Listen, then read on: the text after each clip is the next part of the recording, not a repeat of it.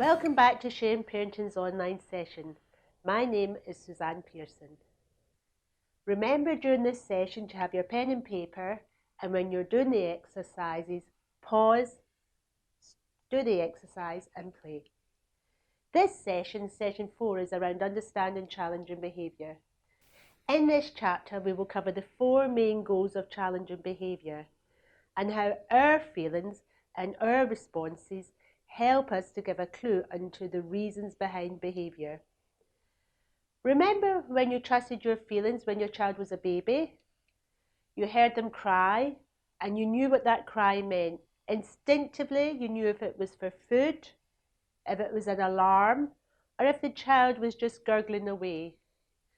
Think about the feelings towards your child's behaviour now. These feelings are the key to understanding the needs behind the behaviour, going back to how our children's behaviour made us feel. At times, those feelings, we may feel irritated by the children. We could feel frustrated, or we may feel angry at their behaviour, and we can feel that anger inside us. Other times, we may be hurt by what they've said or what they've done, and sometimes we just have our hands in the air and we're just feeling helpless. We're not really sure what to do next. During this session, we'll understand what those feelings mean and how those feelings can help us to understand the child's behaviour. The theory we're going to talk about in this session is from Alfred Adler. Adler was an Austrian psychotherapist working in Vienna, working with parents and families around the same time as Freud. He was one of the first psychotherapists to work with families and work with children and really understand the dynamics between parents and children. And he developed the first family centres in Europe and really looking at the relationship between adults and children. Adler recognised that every behaviour of a child has a purpose. Children's behaviour is not random. Children need to feel significant. They want to feel that they belong and that they have a place within their group. A child who is misbehaving is in their own way trying to get their needs met. A misbehaving child has a need that is missing. And as parents, we sometimes have to become detectives. We're looking at the behaviour, we're understanding their feelings, and really trying to work out what is going on. Adler identified what's called 4 goals of misbehaviour. And when we use the word goals, we're looking at purpose, for the purpose of misbehaviour. These 4 goals are attention-seeking behaviour, power struggles, revenge-seeking, and giving up. Adler argued that generally children aren't aware of what their goals is. Children don't become aware of the goals of their behaviour till a lot later in their teen years, if at all. When we say attention-seeking behaviour, we're talking about the child that wants attention. They want you now, and they want us to do something for them. The child that's in power is a child that wants to be in control. They want to be the boss. The child in revenge is the child that shoots the bow and arrow to our hearts. They're trying to hurt us, and usually they're quite good at it. And the child that's in giving up is the discouraged child. The child who wants to give up, who wants to be left alone and makes no demands and has no demands on them. To understand the goals of misbehaviour, Adler said we have to understand what's going on for us first. Recognise our own feelings, and that will tell us what behaviour, the goal of the behaviour is in the child. What I'd like you to do now is look at the following exercise. I want you to think of behaviours under the following 4 headings and put down how they've made you feel. Behaviours that have made you feel irritated. When we say irritated, we're talking about that feeling where you're in a beer garden, you're trying to eat your lunch and there's a fly buzzing around you and you're trying to shoo it away. It's that irritation feeling. Write down all the behaviours your child does that make you feel irritated. Second one is angry. What does your child do that makes you feel angry? And sometimes it's not about shouting and screaming. Sometimes it's about that tense feeling in our stomach or in our shoulders that builds up, and we can feel ourselves getting angry inside. Quite often defiance can make us feel angry. Third one is hurt. What is your child saying or doing that hurts you? It could be, I don't love you. It could be, I want to stay with mummy, or I want to stay with daddy. It could be, you're horrible. What does your child say or do that hurts you? And the last one is helpless. What is it your child does or says that makes you feel helpless? When we're looking at behaviours, remember it's behaviours that have a pattern. They occur more than once. Pause the slide, and when you've done the exercise, press play. You may have thought of behaviours around irritation when you're trying to answer the phone, or when children are in bed and demanding that you actually get them a drink, get them food. Angry, it could be when they're refusing to take their bags away, or when they're actually saying that they won't come to the dinner table or won't do their homework. Hurt, well, that's the I hate you, when they don't want to talk to you. And helpless is when they just completely detach, just completely move away from you, and they don't want to be engaged with you at all. Why are my feelings important? So what does this mean? Let's build the model. What do these feelings mean now that we've identified them? When I'm feeling irritated, I know my child is in attention-seeking behaviour. The key strategy for attention-seeking behaviour is to pay attention to behaviour you want to continue, but reduce the attention to the behaviour you don't want to feed. So quite often when children are misbehaved, we give it lots of attention and we're actually feeding that behaviour. So when a child is in attention-seeking behaviour, reduce the attention we're giving to it. Second one, angry. When you're feeling angry, be aware there's a boxing ring right in front of you, and that child is in the boxing ring saying, I'll take you on. As a parent, we have to make a decision. And generally, no one wins in the boxing ring. So when you're feeling angry, that child is in power and control. The golden strategy, stay out the ring. You may need to buy some time. But one way we can empower that child is by giving choices. 2 choices. Getting them involved in decisions. And with choices, of course, comes consequences. The third one is hurt. When you're feeling hurt, we know that child is in revenge.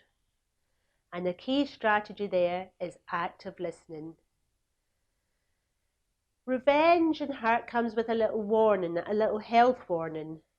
It's very easy when a child hurts us to hurt them back. We can hurt them back by the way we look at them, by our tone of voice, and then we can go in a downward spiral. When a child is revenge, what they really need is for us to say, I love you and I'm there. So be aware when the child is hurting you, quite often they're hurt themselves. And the last one is helpless. When you have your head in your hands and you feel like there's nothing you can do. During that time, that child is also mirroring you. They're also feeling like giving up. And what we really need to do is build on small successes and encourage the child. Now we know Adler's basic theory, the goals of misbehaviour, and the key to understanding children's behaviour is our own feelings. So stop and think, how do I feel? And that's the key to working out the goal of the child's behaviour. But if you're ready, we're now going to move to the bigger picture and understand more of how this works. We're going to talk about 2 psychologists, Betty Lou Bettner and Amy Lou, American psychologists who practice and teach in America. And they came up with a model called the Crucial C's. And this is based on Adlerian principles and helps us to understand fully the goals of misbehaviour. So let's put it all together, like a jigsaw. How do I feel? When I'm feeling irritated, we already know that the child's goal is attention. I need your attention. When a child is in attention-seeking behaviour over a period of time, we begin to think, why? What is it they need? What does my child need? That child then needs to feel connected. They need to feel part of the family. How can I help them feel connected to me, to their siblings, to the family in a whole? So we're building on the goals of misbehaviour. The second goal is when I feel angry, we know that child is in power. When a child is in power over a period of time, we need to think, what does that child need? Why is it constantly in the boxing ring? Why is it constantly demanding? That child needs to feel capable. They need to feel they can do things. One of the ways we help children feel capable is to help them make decisions and get them involved in decisions. Look at safe risks. Look at responsibilities. The third goal is when I'm feeling hurt, I know that child is in revenge. One of the other difficulties with this goal is that a child may have fallen out with its friends who have hurt them, and then it comes to you as a parent and takes it out on you as parent. So the revenge is towards you as a parent. When the child is in revenge, that child needs to feel that they count. They don't feel important anymore, and part of our job is to help them feel significant again, help them feel they count. One of the ways we can do that is active listening. And the last goal is when I'm feeling helpless, that child feels like giving up. And what that child needs then is to have some more courage. And the way we build courage? Encouragement. So let's do this exercise now. Look at the following behaviours. Take your pen and paper, and when you're ready, we'll think, what could the goal of these behaviours be? Pause, and when you're ready, play. Did you link these? The first behaviour, I need to feel capable. I need to feel I can do it. The second one is I want to connect. I need to feel connected. I need to feel I belong. The third one, count. I need to feel significant. I need to feel heard and important. And the last one, courage. I need to feel that I have courage. So we've already got the solutions, and well done if you got those right. One of the things to remember is different behaviours will make different people feel differently. So what's important is how our behaviour makes you personally feel, not your friend or your neighbour, but how you feel about it. And one behaviour can make two people feel differently. So remember, this is about your feelings towards your child's behaviour.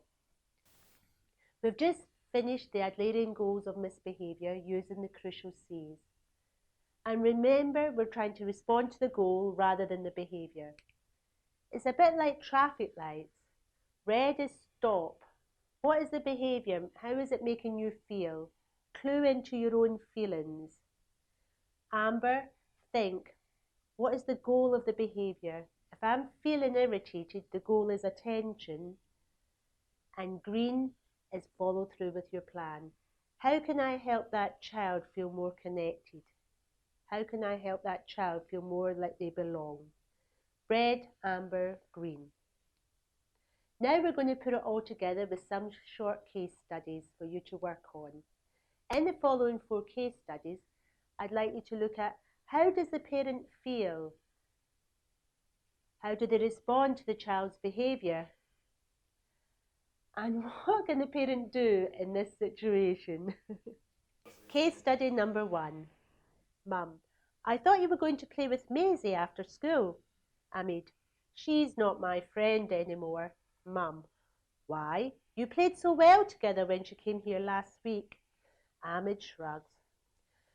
Well, she says she wants to play with Rena now. Mum, so who will you play with now? Amid, I don't know. I don't care. I'll just watch TV. Mum, you can't do that. You have to sort it out. I don't know what else to do with you. What did you think? Mum probably felt like giving up. The goal of Ahmed's behaviour? Courage. She needed courage. She was feeling like giving up. What could Mum do?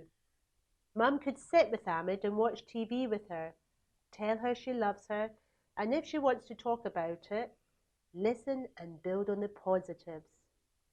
Encouragement. The second case study is around mealtime. Ellie, I don't want my dinner. I want a biscuit.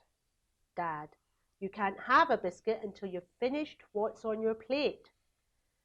Ellie, feed me, Dad. My arms are tired. Dad, you're too big to be fed, and my arms are busy washing up. Just eat your dinner. Ellie, I hate fish fingers. How much can I leave? Dad sighs. Ellie, we've been through this. I have to finish the washing up, and you have to finish your dinner. What did you think? Dad probably felt irritated. The goal of Ellie's behaviour? Attention. She needed to connect. Dad could give Ellie some positive attention as soon as she is behaving in a way he wants. Or he could plan to spend some one-to-one time with Ellie during the week. Case study number 3, tech tussles. Dad, it's bedtime. Turn off your game. Tim ignores Dad and continues to play his game. Dad, Tim, I said it's bedtime. Please turn off the computer. Tim, oh, come on, Dad. I'm in the middle of this. Dad, turn that computer off now. Tim, that's not fair. You said I could play when I finish my homework. Well, it's done, and I'm going to finish my game. Dad probably felt angry. The goal of Tim's behaviour was power and control. He needed to feel capable. Dad should walk away if he's getting angry, or he could give Tim a 5-minute warning. Later, Dad and Tim could discuss what to do next. They could come up with a strategy between them. Our last case study is about the busy mum. Mum's on the phone. Hang on, Cal. Bex is saying something. Bex, how long are you going to be? Mum, as long as it takes. Now go and find something to do. Bex, but I want to talk to you. Mum, I'm busy. Bex, you're always busy with other people. Never with me. You don't care about me. Mum, how dare you? You can't talk to me like that.